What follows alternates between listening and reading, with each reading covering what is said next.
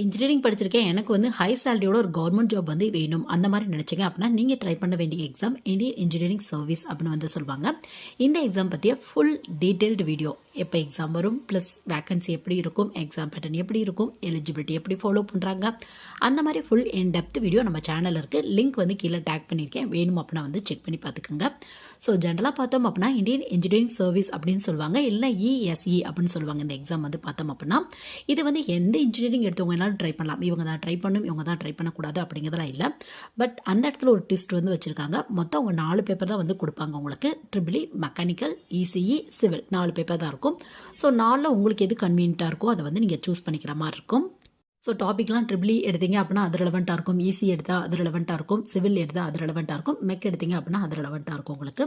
So நீங்கள் வேறு stream எடுத்துட்டீங்க அப்படின்னா கொஞ்சம் இல்லை ரொம்பவே டஃப்பாக இருக்கும். ஸோ இன்ட்ரெஸ்ட் இருக்குது அப்படின்னா கண்டிப்பாக ட்ரை பண்ணி பாருங்கள். இந்தியாவிலே ஹையர் ஆஃபீஸர்